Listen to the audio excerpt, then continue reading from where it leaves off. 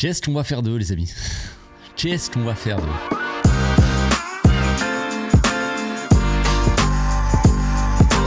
Au passage, n'hésite pas à nous rejoindre si c'est pas encore fait et à partager la chaîne autour de toi, ça fera plaisir à tonton. C'est cruel, mais c'est mérité, tout simplement. Un Barça qui a sorti un match franchement plutôt bon en première mi-temps, enfin même je dirais, bon, on va pas dire très bon en première mi-temps parce qu'ils n'ont pas réussi à concrétiser, mais dans la maîtrise, dans le jeu, plutôt un très beau visage en première mi-temps et un en deuxième mi-temps beaucoup plus compliqué. Donc une mi-temps sur deux classique. Donc là on a eu vraiment un match à l'image de ce Barça, c'est-à-dire un Barça qui joue la plupart du temps une mi-temps sur deux. Ça c'est généralement un classique. Un Barça qui n'est pas foutu de concrétiser ses occasions. En première mi-temps j'étais assez positif quand même, mais au final, au vu du match, du résultat, c'est pas si grave dans la qualif. Mais c'est cruel parce que c'est très frustrant. Parce que comme d'habitude, tu maîtrises, tu domines le match, mais tu concrétises pas ta domination, tu n'arrives pas à marquer et à prendre en main ce match. Et au bout d'un an, quand tu y arrives, marquer au moins un but, tu laisses d'un coup l'adversaire jouer, allez-y, tu laisses la porte entrouverte, tu vois, tu ne fermes pas la porte à clé dans la tronche du gars, tu la laisses la porte entrouverte pour que,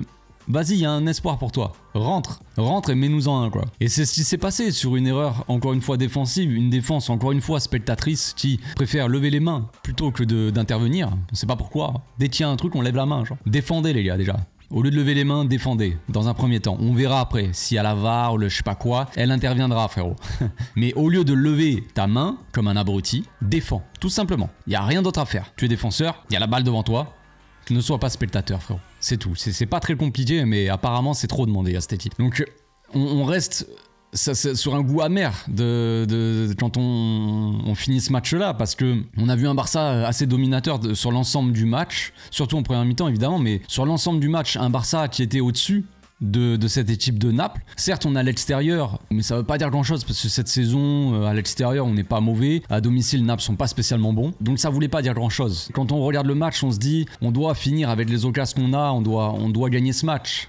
On doit le gagner et assez tranquillement en plus, pas 5-0, mais on doit pas le gagner 1-0 non plus, tu vois. Ce match est à l'image du Barça, mais aussi à l'image de la Ligue des Champions. On en avait parlé avant le début du match, dans l'avant-match, mais même, bref, vous le savez très bien, la Ligue des Champions ne pardonne pas. La Ligue des Champions, il faut tuer. Quand tu as l'occasion de tuer l'adversaire, il faut le faire. Parce que sinon, tu laisses la porte entrouverte pour, évidemment, potentiellement te faire mettre derrière.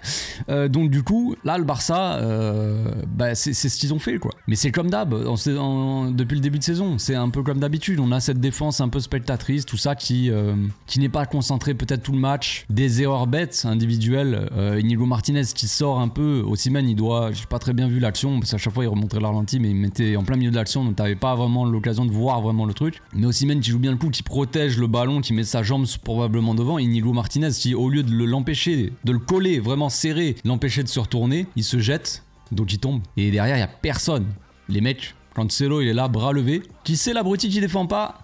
C'est moi. Eh oui, c'est toi frérot, bien joué. Je sais pas trop quoi dire, j'en attendais pas de toute façon monts et merveilles de ce match là.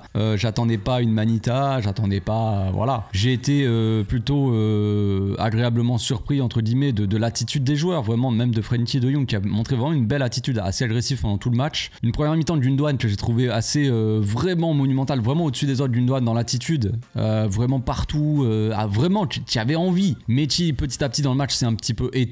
Est-ce que c'est physique ou est-ce que c'est juste qu'il s'est endormi? Je ne sais pas. Et voilà, et puis après Pedri qui finit les matchs difficilement, Pedri malheureusement avec son rôle d'ailier en phase défensive, il devait défendre sur Di Lorenzo qui faisait des montées, donc Pedri il a couru beaucoup, et on sait que Pedri quand il court beaucoup, quand il se fatigue, ça reste un génie parce que c'est lui qui fait la passe D sur Lewandowski, mais ça fatigue un petit peu trop Pedri quoi. Donc le but est magnifique, le but est assez beau. Pedri qui comme d'habitude quand Pedri touche le ballon, voilà ce qui se passe. Et quand derrière les attaquants marquent, Eh bien bizarrement, Pedri d'un coup il a des passes décisives, et oui.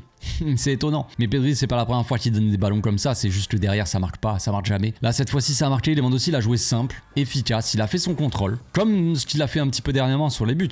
Il fait un contrôle simple, il s'emmène le ballon, il s'ouvre un petit peu l'angle de tir, il frappe, simple. Pas besoin de contrôler pendant 3 heures, essayer de faire des trucs, juste simple et efficace quoi. On le voit trop peu, on a besoin d'un attaquant qui marque, qui est beaucoup plus tueur, une équipe beaucoup plus tueuse devant, parce que en première mi-temps on a plutôt bien pressé, on a fait un bon contre-pressing, un bon pressing tout court, on les a vraiment gênés Naples. Alors c'est Naples. Donc on sait que si on était tombé contre Manchester City ou j'en sais rien, tu vois, une équipe comme ça, le pressing il aurait pas été aussi bon. Mais en tout cas c'est Naples, c'est le match qu'on a et en tout cas on les a gênés. Ils n'arrivaient pas du tout à sortir en première mi-temps, c'était très compliqué. Donc on a bien pressé, on a fait les efforts, tout ça, mais derrière il faut marquer dans cette compétition. La Ligue des Champions ne pardonne pas. Ils n'ont pas eu beaucoup d'actions. Franchement ils ont fait 2 tirs, ils ont marqué un but. Après ils ont fait d'autres tirs, ils ont poussé à la fin. Franchement on était à 2 doigts de perdre le match. Ça aurait été vraiment la grosse blague de la soirée. Mais on n'est plus à une blague près de toute façon. Vous allez me dire, on aurait pu perdre ce match à la fin, vu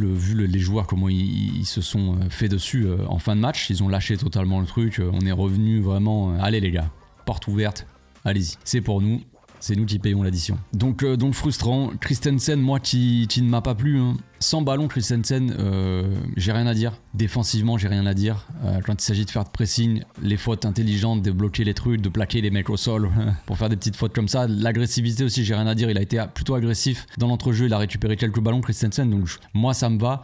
Le problème, c'est que il y a cet équilibre, cette balance. Peut-être on aurait dû prendre un peu plus de risques. Enfin, quand je dis on, je parle de Xavi. Peut-être il aurait dû prendre plus de risques, sortir Christensen, soit le mettre en défense à la place d'Inigo, sortir Inigo, soit sortir Christensen et placer Pedri en double pivot avec Frenchie, parce que on manquait clairement de fluidité pour ressortir les ballons. Ils nous ont pressé un petit peu en deuxième mi-temps, ils arrivaient mieux à presser et on n'arrivait pas à sortir les ballons. Vraiment Christensen très compliqué avec ballon, très mauvais.